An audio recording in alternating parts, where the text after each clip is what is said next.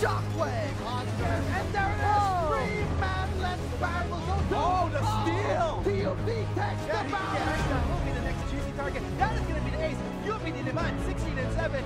Will they be able to finish this? Oh, Here in the hands of JPL. They are set to finish this game. Let's see.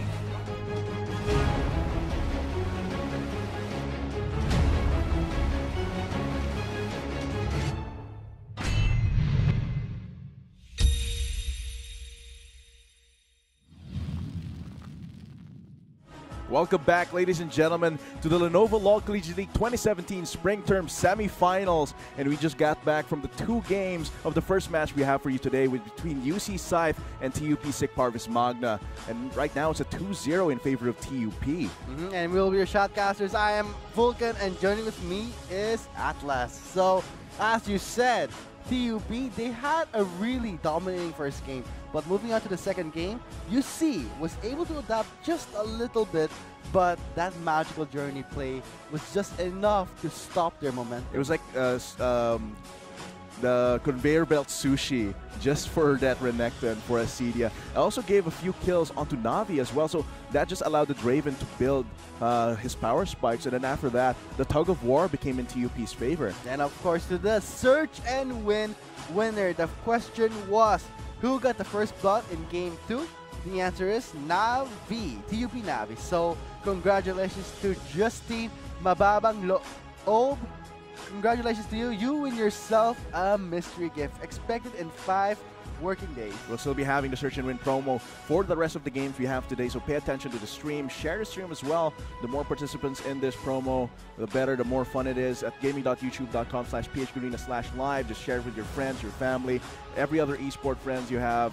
So of course, coming back from those first 2 games, it seems like UC really fixed their early game, but they lost momentum, right?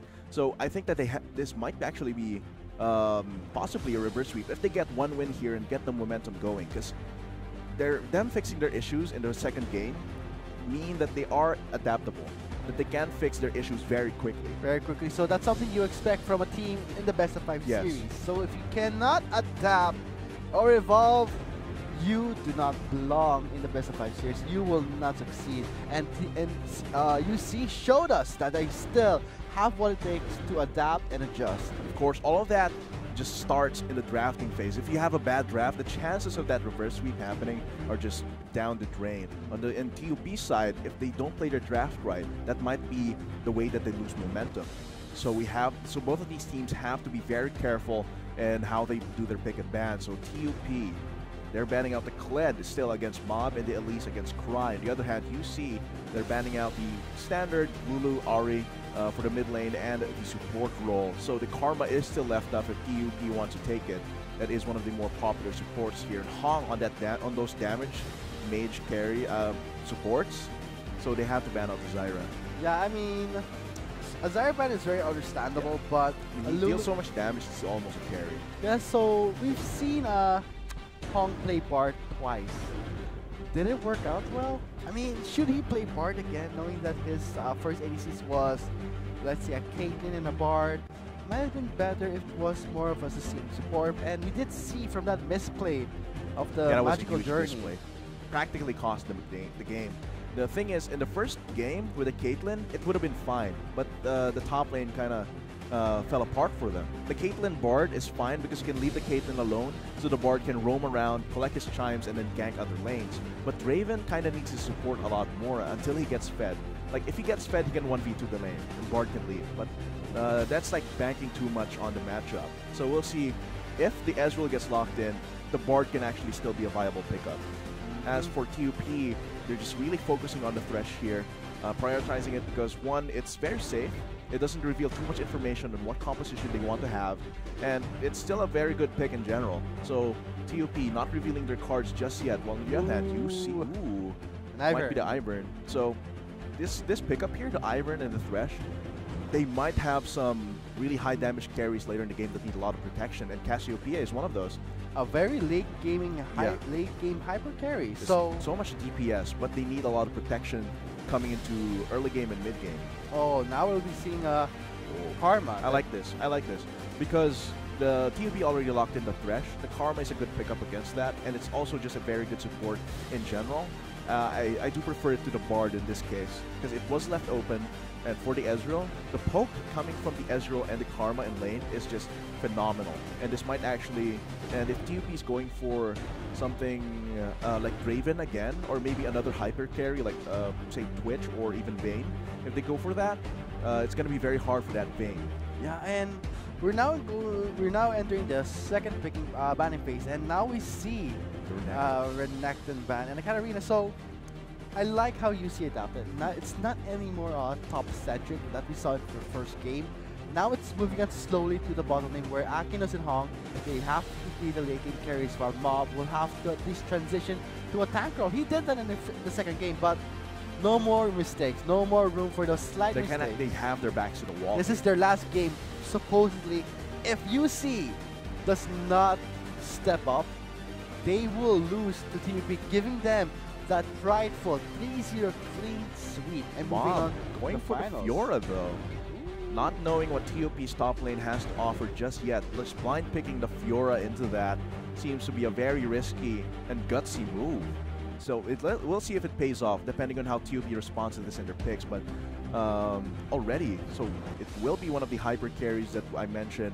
It will be the Vayne, the Camille against the Fiora. Is that a smart choice, knowing that a Fiora does heavily counter Camille? But I think when we're talking about a Cydia with that much experience in the Piltover's finest, also in some scenes in the pro scenes, he may be adapt, but you gotta respect it. A Fiora against Camille, a Fiora does come out on top. Yeah, later in the game, the Fiora might come up on top, but in the laning, I do think that it's still a skill matchup. Both of these champions are very similar, very item dependent. But it's all going to depend on how both Chan and Cry just dictate how that top lane goes. But as you said, UC is starting to focus on the bot lane a lot more. So that will be their pickup here. I do think that focusing the bot lane for UC is a lot better. Because, okay, so it will actually be the mid lane Karma. Oh, wow. And the support Rakan. Rakan Ezreal is actually still very good because the mobility in that lane is definitely something that they cannot ignore. And I guess from the first two games, Navi's performance of Draven was not consistent. And when you are entering the best of 5 series, you want consistent performance. Yes. And that's why we may be seeing a transition to the late game hypercarries such as Vayne and the Cassiopeia. But I hope that Akinos, he knows that a Vayne will have to scale up in the late game. Same as Akinos, but it all comes down to itemization. Who gets the first combat item, or will he get a tier? Let's see how it turns out. Yeah, the itemization for Ezreal is kind of hard, but I think if it's against a Vayne and they're able to get an early lead, they do. Both of these supports are running the Ignite, so they want kill pressure in that lane. If Akinos is able to get ahead enough that he can afford to get the tier without sacrificing his combat stats too much, then that will be great for UC.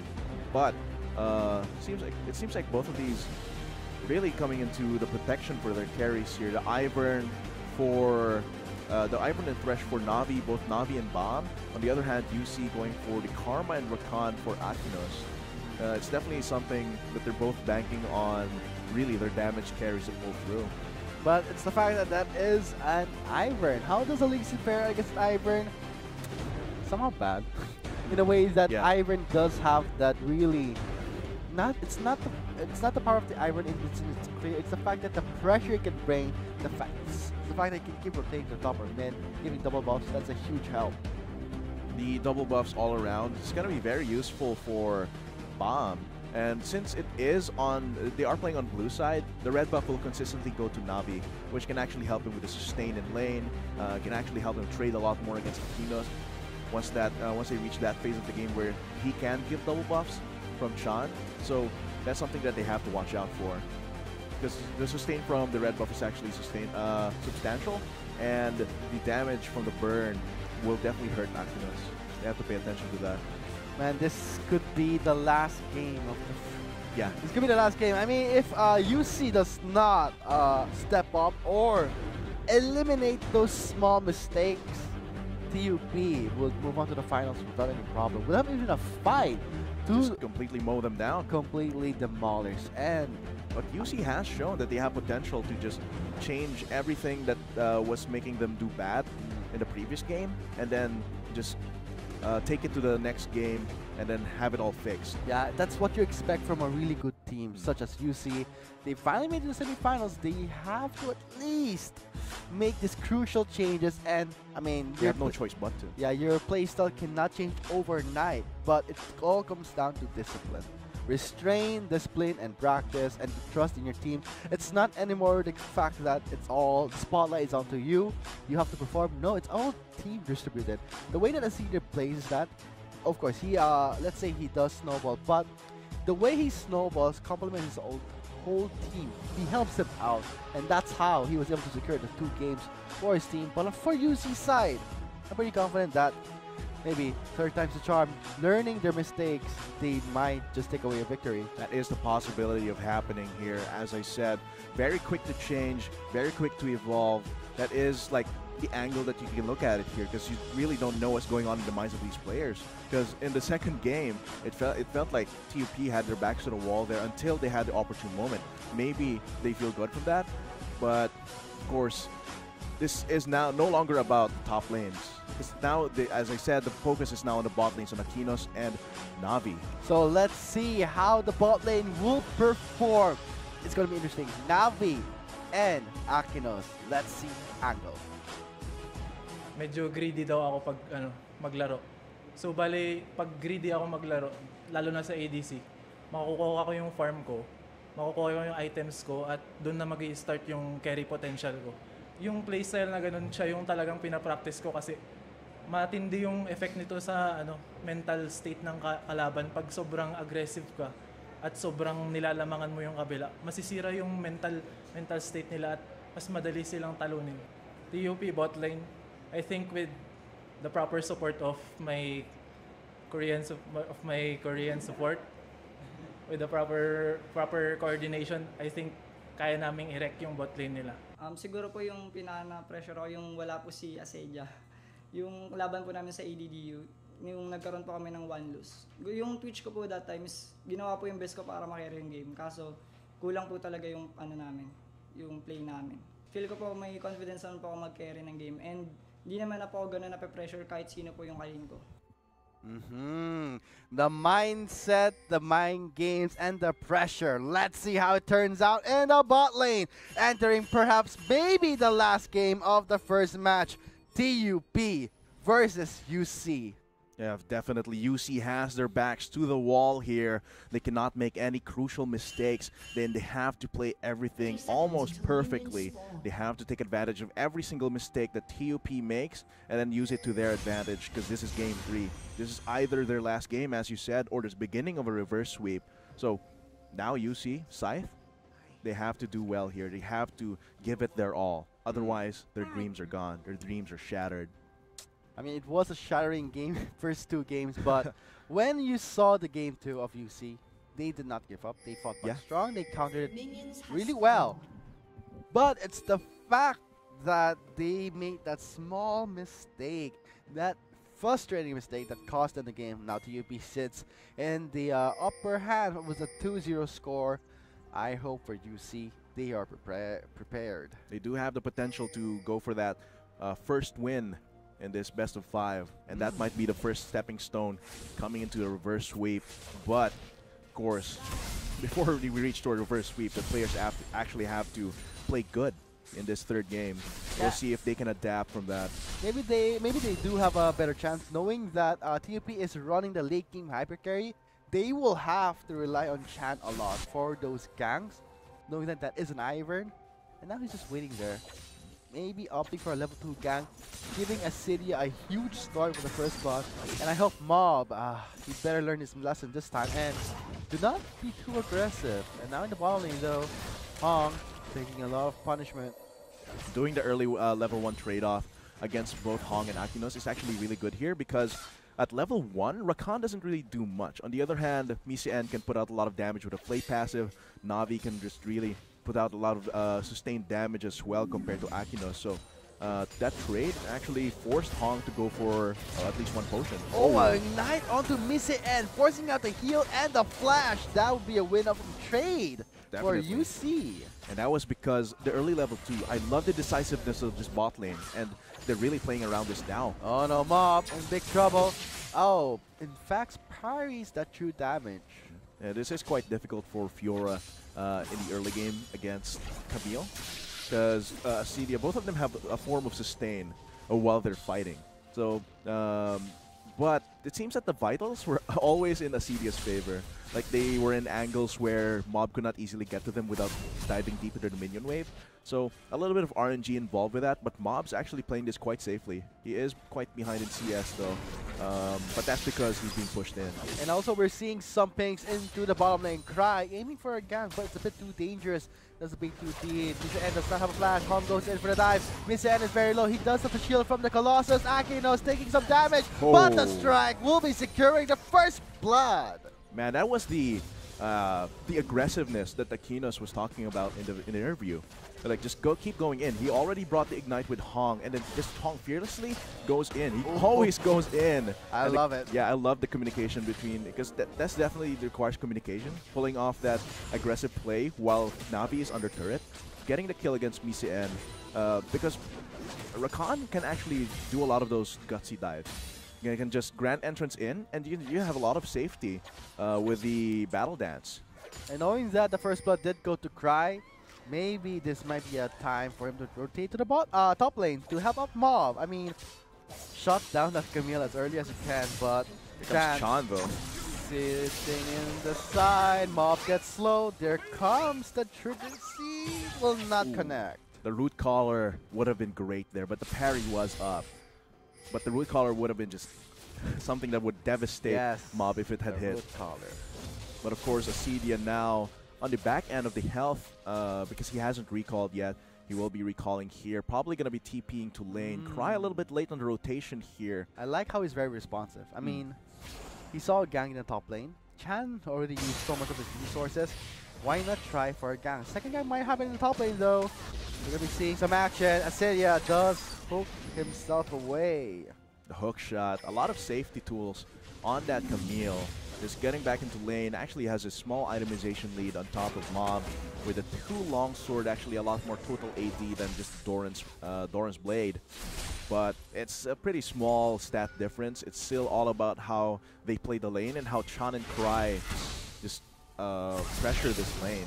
And also how their kit scales in terms of damage. So Hong really has that safety of going in and out, and Mr. N cannot even respond to it. This is the aggressiveness of Hong, and here comes some retaliation. He gets condemned to the wall. Ignite is up. He does flash away. The heal is there for the save. Akinos taking some damage for his support. He still has the potion and still has the Q there to heal himself up, but Chan might be going here. Trouble. Flashes down for Hong. He still goes in Vision. for the dive. That is a bad call. Navi takes the kill. Better warder lane.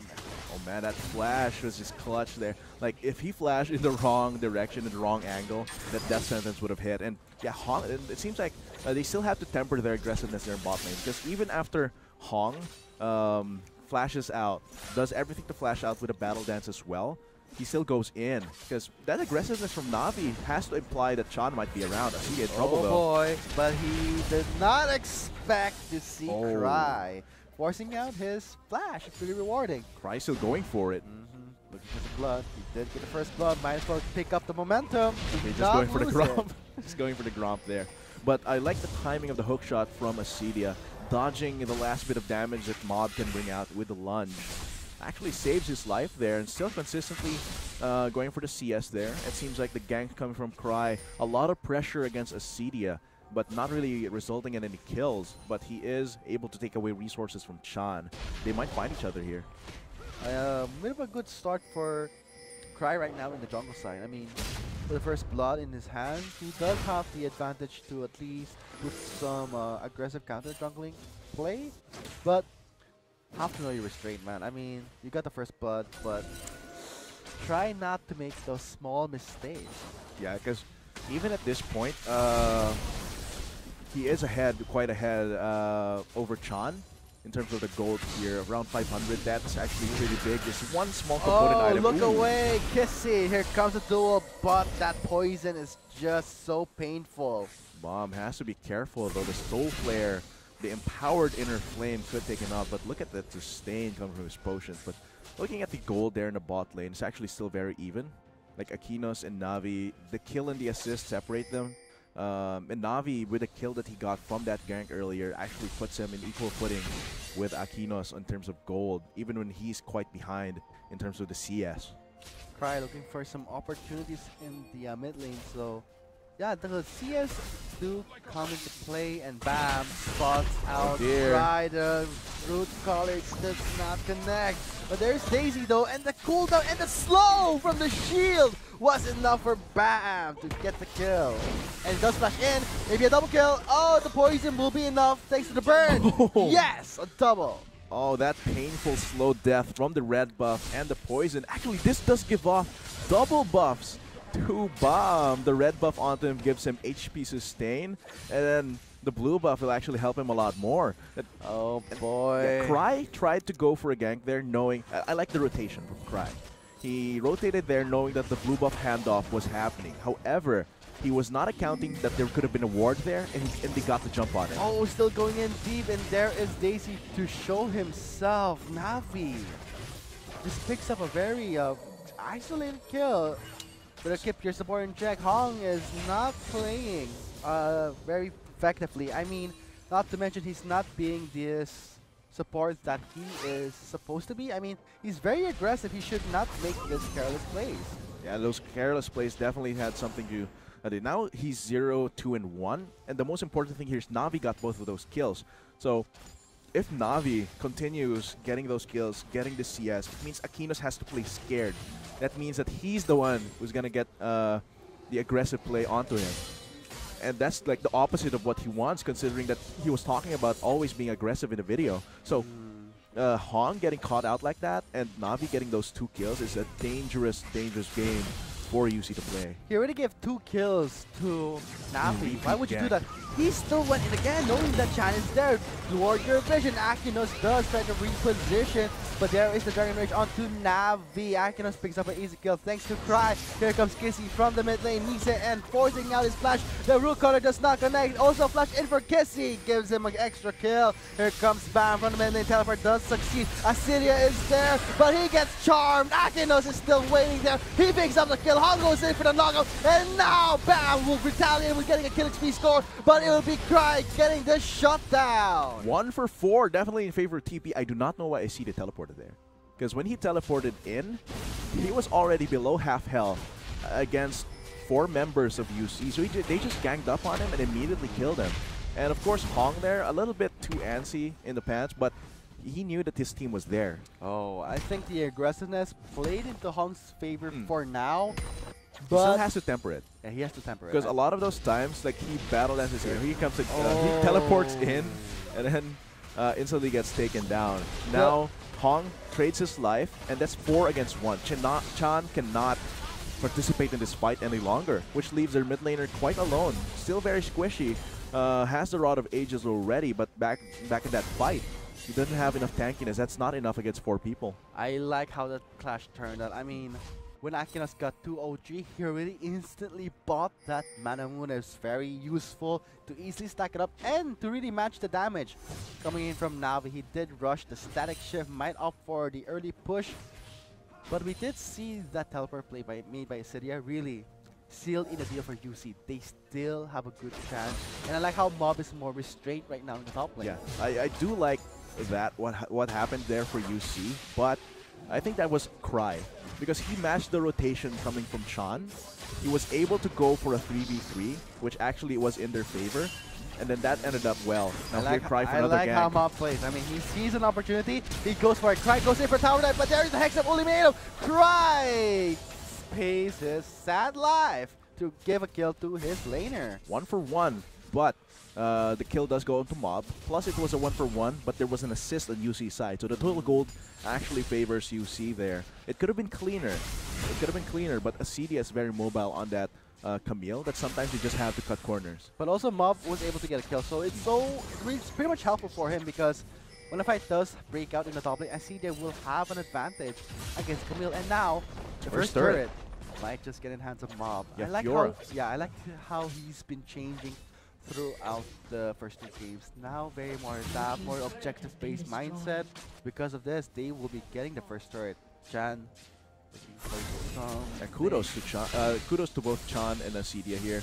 Going for the surviving in the top lane, but I have to say that that's true. Mob changing throughout this best of 5, adapting. The first game he was really like absolutely useless. You can't sugarcoat that because he was also building armor against Fizz. And the equalizers were just not doing damage. In the second game, surprisingly, he was able to survive in the Jarvan matchup. And now here, he's even against Acedia. Even if Cry wasn't there, even if Chan wasn't there, I think that Acedia and Mob, the matchup there, is actually very even. Coming back to the bot lane here, it's still quite anyone's game. Both of these AD carriers have 2 kills. The gold is in favor of Akinos because of 3 assists and a CS lead. Oh, they have to be careful. Oh wow! Chan, but here comes the teleport play. Navi cannot do anything and just watch his support die. Cry with confidence goes in, but a double kill does go for Hong. Whew, what a clean clash that was, and now they might opt for a Mountain Drake. Acedia does not have teleport yet so far. Oh, I like this split. 2 on a Mountain Drake, 2 on the turret. And one of them will be Akinos coming into that. A lot of damage on that turret. Let's see if Bomb will have the guts to try and contest this Mountain Drake. But I like the split here for UC, and I love the rotation from Cry. I've been loving the rotations from Cry this game. This Helping, is something that we might expect. Reverse sweep, maybe? Leave it to UC to show it how it's done for adaptability. But for TUP, they're still going to be that late scaling hyper carries. UC, they also scaled in the late game, but it's the fact that Cry will be falling off heavily. But in the long run, it's just Cry for the utility, but for Chan has more shields. Ivern brings so much to a team and fight. A beefy front line as well. They just to add to Chan's own eventual tankiness as well as Acedia's damage in the front line, he will be adding Daisy to that, who can pull off consistent knockups, consistent damage as well. So that is TUP.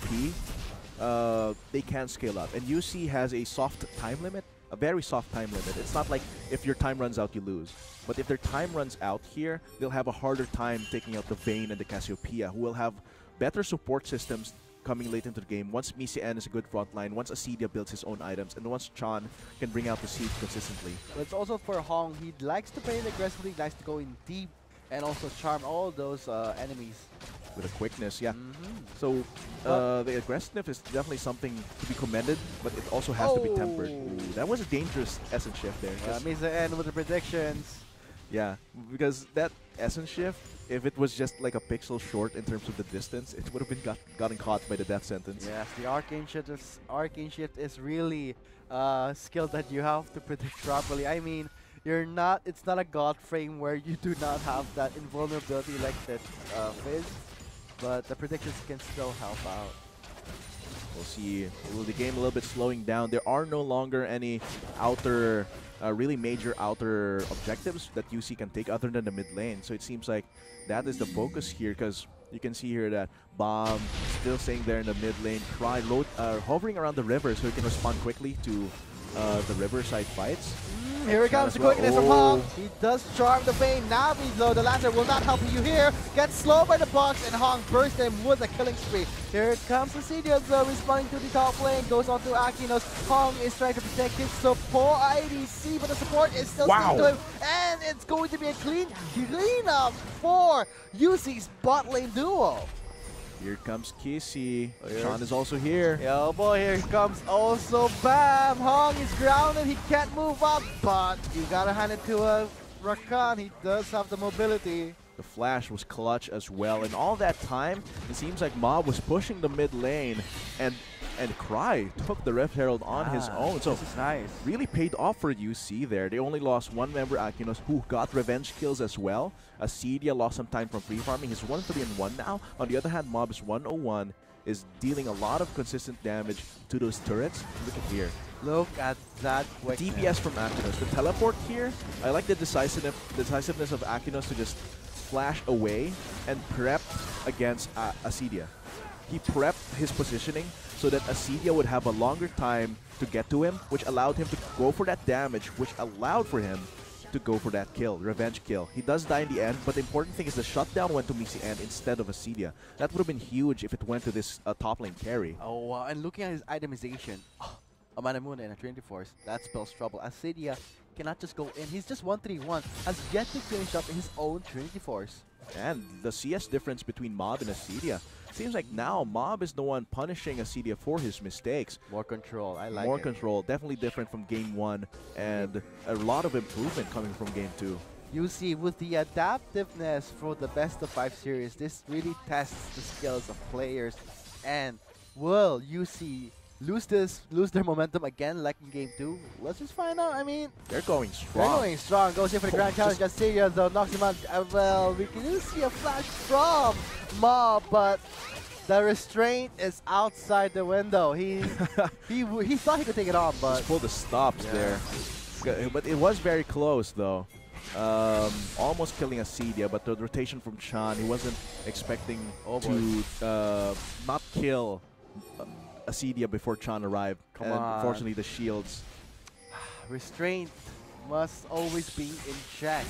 And you have to expect that when you dive a turret so deep in the enemy territory, that's his best trouble. I mean, the blue buff was live for Chan to take, so naturally he might be there just to interrupt his dive. Mob should have been, well, it should also be the responsibility of the jungler to note the enemy timers. So a little bit of communication with Cry would have helped there, but Mob, you could see how very close that was. Then Acedia was just taking the punishment. So still has to be careful of Mob, but Mob also has to be mindful of his own rotations, of the rotations of the TUP team as well. Mountain Drake coming up in just a minute. I really like the itemization so far from UC. Pure aggression and offensive. But for TUP, more of a really, you can't really just blame them. I mean, their champions really scale in the late game, so their itemization is not going to match the damage that UC is bringing. But when it comes to the 25-minute mark, UC will have to really end the game as soon as they can. Or They have to be careful, and they have to start grouping up once that time starts. Gumshaw just checking out the scene. Mr. N is there for the Hong. play. He gets that stand and will pay a heavy price. He does get the shield from his support. Will not be enough. However, Akinos is there for a free hit with Mob really deep inside. Force that shutdown onto Bam, and now tries there with a helm, and Akinos is just relentless. He's just going straight for it. There's the blast code, but Akinos is there to just cut him off. Acedia just kicked back there, and that would be a double for Mob. And that was, they are summoning the Rift Herald here at 20 minutes. This could be substantial. Oh, I like this. They are using the Rift Herald just to push into the mid lane.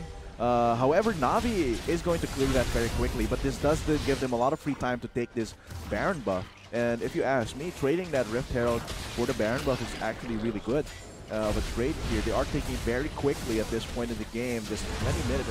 Another game in a late LCL where Baron got taken just a minute after it spawns. So we'll see the replay. Yeah, they focus all of their attention onto Hong there. So once all of their resources have been burned, they split up, and this allows UC to just clean them up. And this allows for UC to just get the Drake, rather get the Baron, and possibly get the Drake after now with the gold lead that they have. Wow. Very decisive from UC.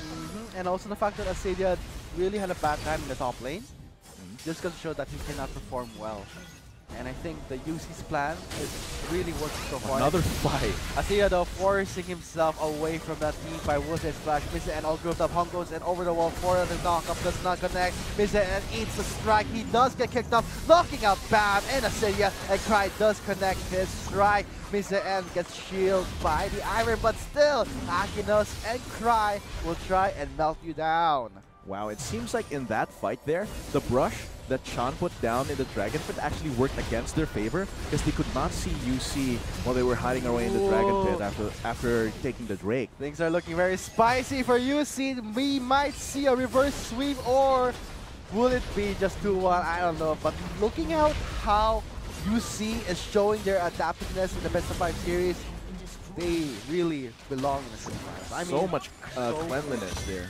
It's so smooth in how they adapt. I mean, if UC gets a reverse sweep here, they could be called like the LCL TSM. But here, they do get the Mountain Drake. But they do get the Mountain Drake, but look at Mob. Navi could just not do anything there, and even though Acedia goes in, he's forced to flash out because of the numbers advantage of UC. And the brush that Chan laid down actually worked against them here earlier in that fight, and now look at that 3-man Dragon's oh, Rage. you just gonna love that. I mean, that setup, that decisiveness from Cry just helped clean up the fight and just maul them down. I like the composition of UC actually complements their decisiveness because they have a lot of speed boost and they also have a lot of mobility. The lunge, the safeguard, even the Sonic Wave and Resonating Strike combo can be called mobility. The Battle Dance and the Essence Shift, all of that means that once TUP starts retreating because they're behind, UC can just keep chasing them. And now this is built up to a 10,000 gold lead, which is still being extended. They still have the Baron buff. They can still siege for longer. The Triforce on Akinos is just going to make this much harder for them to actually defend these turrets. And look at the gold here. Look at the lead onto Mob. Look at the lead onto Akinos. And wow. And Kissy's build is just complementing Mob and Akinos even further, because he has the Ardent Sensor to increase the attack speed of whoever he shields. And because that's an AoE shield coming from the Empowered Inspire, that's increasing the attack speed of both Mob and Akinos. And here comes the fight. Love him. He does regenerate. He does flash out. He survives for now with a shield from the Karma. And now they're running away because Bam is there, turning their faces away. They have the Baron buff recall. Akinos is just providing room. Cry might go for a re-engage. He does connect it to Bam, but Restraint is there. Cry's not there. Also for Mob, he just came from the base. Now they're just gonna let the minions do the work. Man, and here, I think they're gonna use the brush here provided by Chan to their advantage, because they do have, okay, it is gone now, but the siege is still going on. Yes, and now we do see Acedia is in the bot side. You see 4 members in the top lane with Mob pushing out the mid lane. The pressure is on. They still have the Barons. Look at the fearlessness from Akinos. He knows that all of the shields coming from Kissy will help him out. Divide and conquer from UC. Hong goes in for dive. Does not succeed for a knockup, but Acedia does connect. Cry knocks him away. The shield is not enough. The turret was just enough. But looking at the bot lane base, look at the turret. That's a pretty low HP turret. No one is defending it. And will it be the super minion? Woo! He takes down 1 turret. So all of that time invested by UC defending and clearing the waves of TUP leaves him open for 1 Nexus turret to go down. And all of that time, Mob as well was pushing down the mid lane. And here's just taking resources from Chan. I love how every single time UC rotates in this game, they take something from TUP. Even though they did lose Cry in the top lane, they were able to take the Nexus turret because of the super minions, as well as take away resources in the jungle. And all the while, Mob was pushing in mid lane, which actually extends his CS lead and gives him more gold and makes him a much scarier Fiora. And this is what happens. This is what happens when TUP really for this late game hyper carry composition. It's not working out so well. We did see in game 1 and 2 they didn't go for such a late game comp. Maybe this is the result of it. And I think after this, TUP might not risk any more by going for a late game comp. But you see, they do have the momentum on their side from the confidence of this game. Might go for a clean game. If if they finish this game soon, it's gonna be very clean, and that will give them so much momentum in the mental side of the. As said in the interview, this is a very cerebral kind of thing that the mindset will bring these players to victory.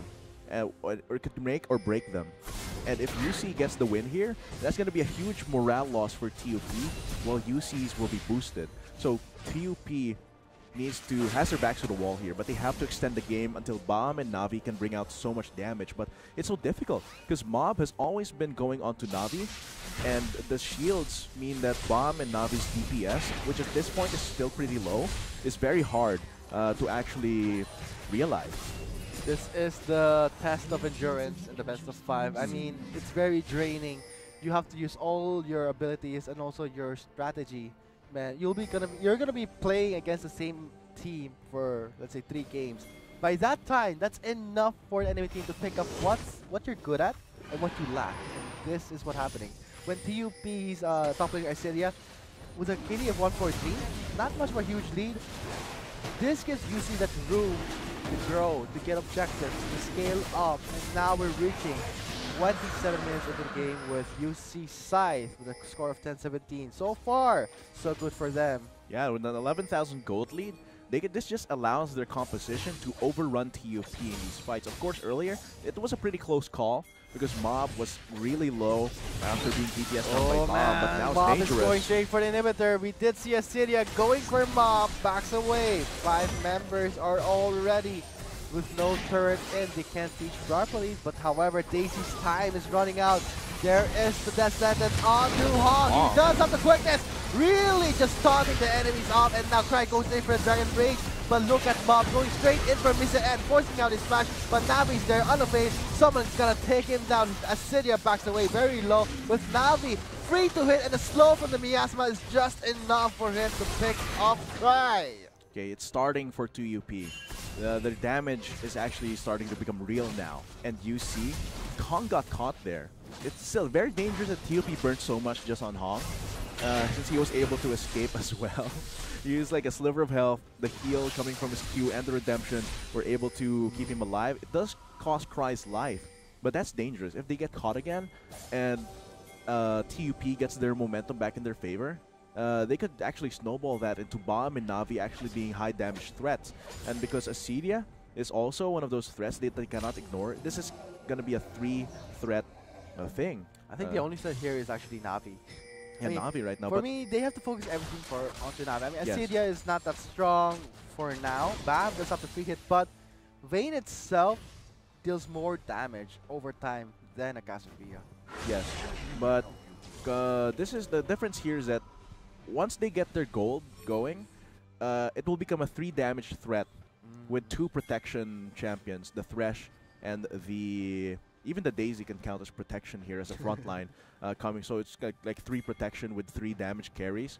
If they get their gold going, if they get the momentum back in their favor, it will be very scary for UC since they only have 2 real damage threats. At this point, the Karma damage will start to fall off, but the shields will still be there.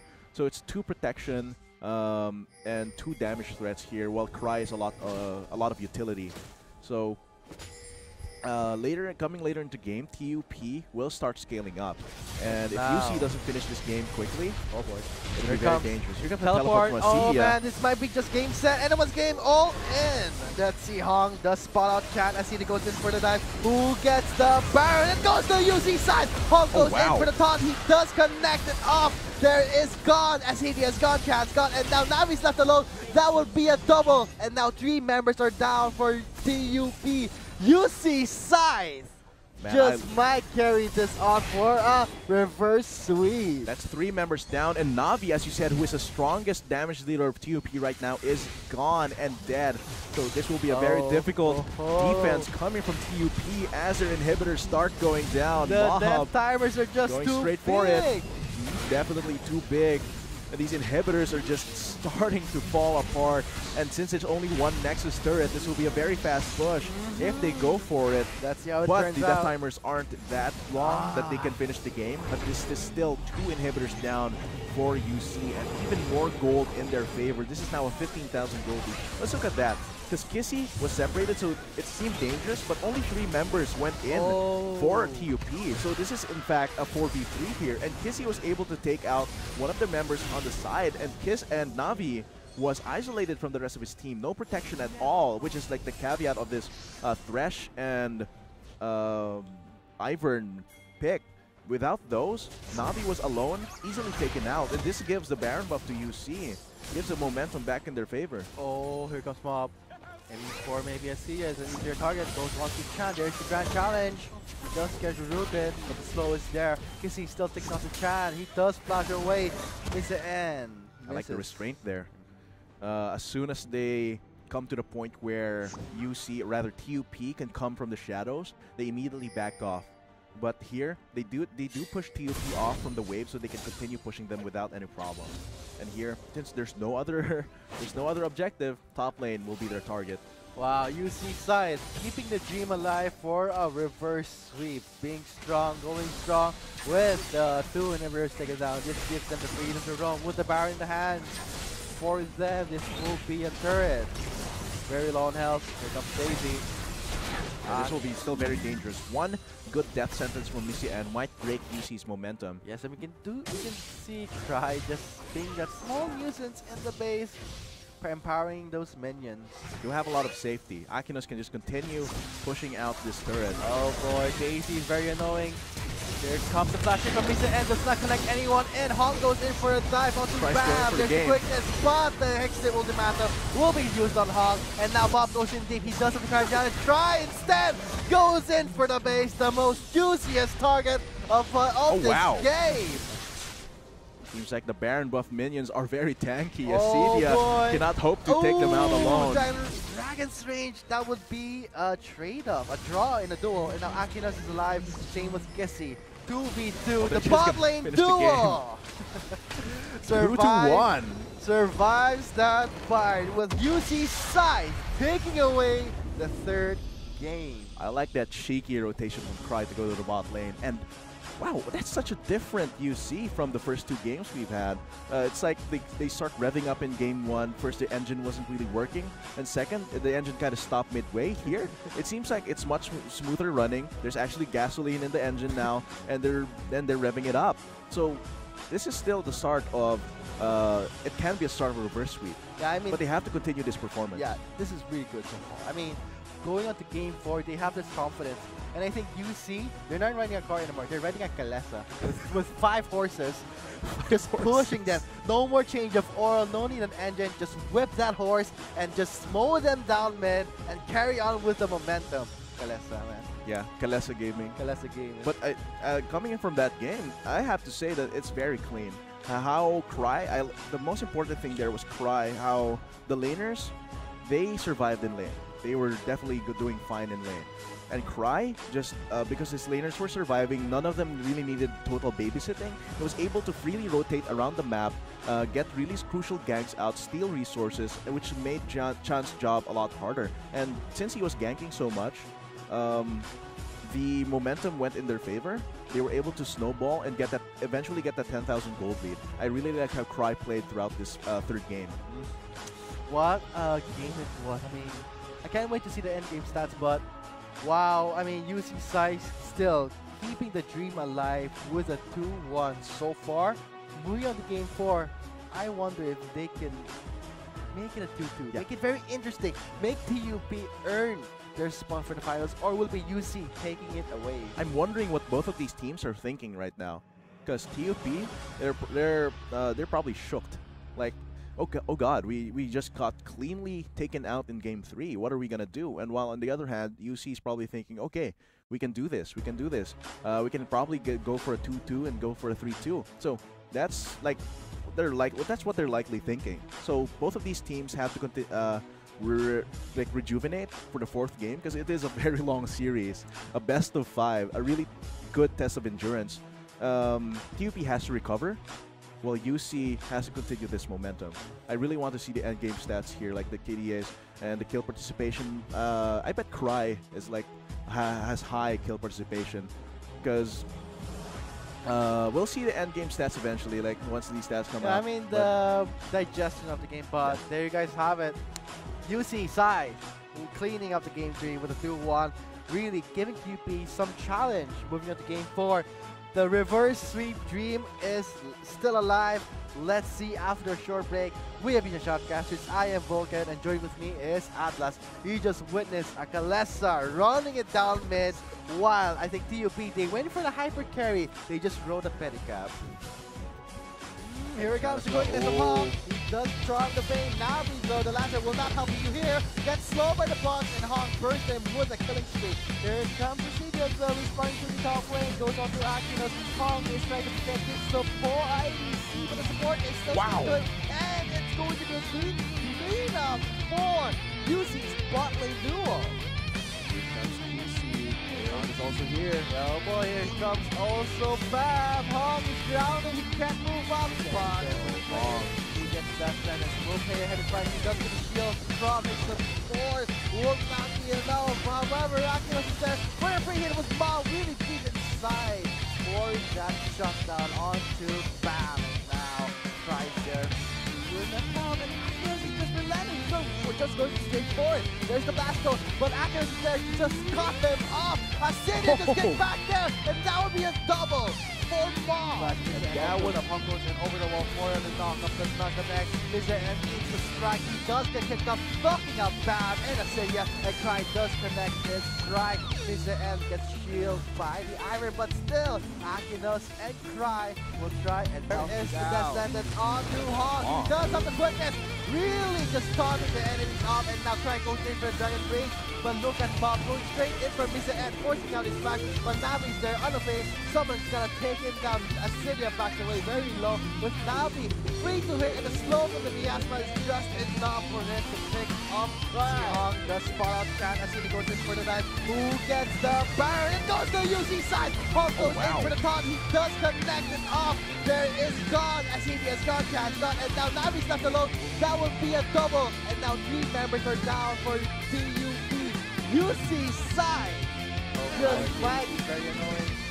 Here comes the flash from Mr. M, does not connect anyone, and Hong goes in for a dive on the grab. The quickness spot, the X-Stable Demander will be used on Hong, and now Bob goes in, he doesn't try down and try instead, goes in for the base, the most I cannot hope to take him out alone. Dragon Speed, that would be a draw in the duel, and now Akinos is alive, same with Kissy. 2v2, the bot lane duel! Survives that fight with UC side taking away the third game. I like it.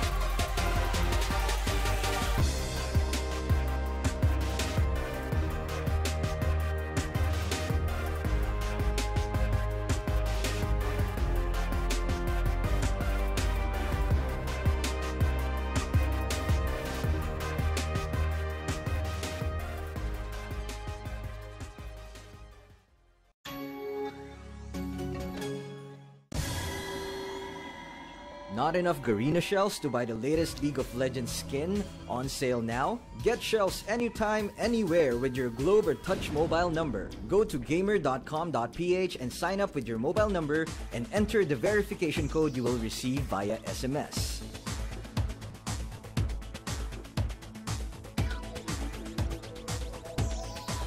Log in and choose the game and pin you want.